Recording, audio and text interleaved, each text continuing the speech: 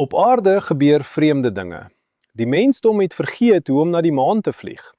Die Artemis 2 missie het 4 kosmonaute om die maan geneem. Wat is nuut in hierdie ruimtevlug? Niks.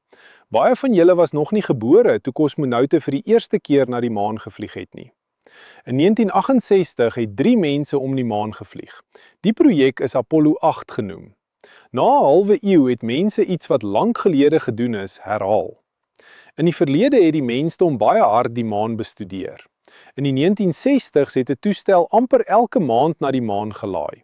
Daar was soms 10 lanserings in 1 jaar. Outomatiese stasies het om die maan se wentelbaan gedraai. Toestelle het op die oppervlak van die maan geland. Robotte het 'n groot aantal metings gedoen. Meer as 100 outomatiese missies het hierdie planeet al van kant tot kant bestudeer. Die mensdom het die maan aangeval asof die lewe op aarde daarvan afhanklik was. Teen vandag se datum is die maan letterlik vol pyn van toestelle en werkende stasies. Die maan is die duurste robotbegraafplaas. Sedert die begin van die eerste ruimtevlugte het die mensdom enorme hoeveelhede inligting opgetel. Wetenskap weet goed van die omringende toestande op die maan, naby die maan en op pad na die maan. Voorheen het wetenskaplikes vrymoedig vertel van toekomstige maanskole, van watter kragtige teleskope op die maan geïnstalleer sal word, hoe nuwe materiale onder die lae gravitasie van die maan vervaardig sal word, hoe die maan 'n vervoersknooppunt sal word vir die verkenning van ander planete.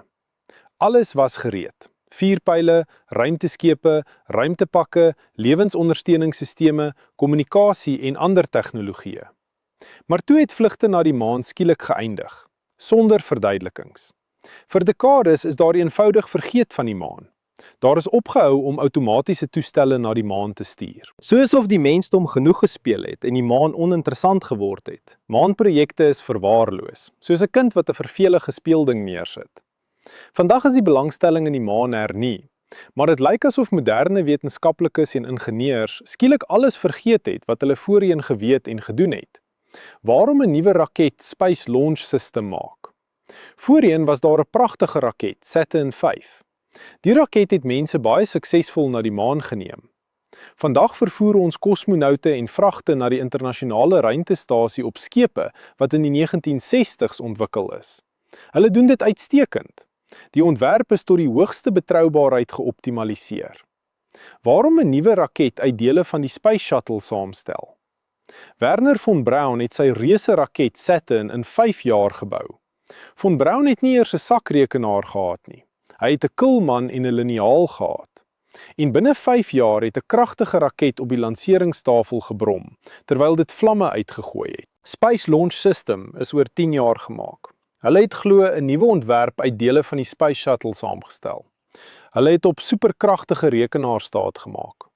En hulle het voortdurend die sperdatums vir gereedheid uitgestel. Die ontwikkeling van die Space Launch System het die begroting van 'n klein staat gekos. Uiteindelik het die mensdom glad niks niets ontvang nie. Hulle het iets wat lankal bereik is, herhaal. Die vorige Artemis 1 missie was 'n nog vreemder stap terug. Dit was 'n onbemande vlug. Die skip het die maan omgevlieg en na die aarde teruggekeer. In die skip het mannequins gesit wat in beskermende baadjies gekleed was. Binne hierdie poppe was 'n aantal sensors versteek om straling en oorlading te meet. Asof ons steeds nie seker is of 'n mens die reis na die maan en terug sal oorleef nie. Maar die invloed van die vlug na die maan op die menslike liggaam is al lankal op baie mense bestudeer.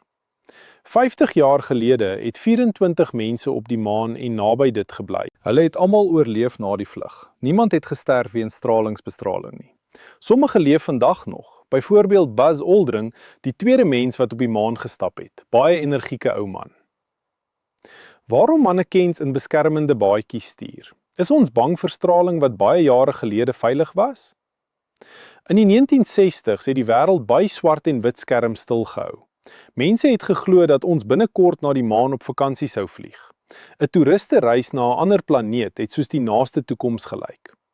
Meer as 'n halwe eeu het verbygegaan, maar die maan is vir ons vandag net so onbereikbaar soos vir mense van die middeleeue.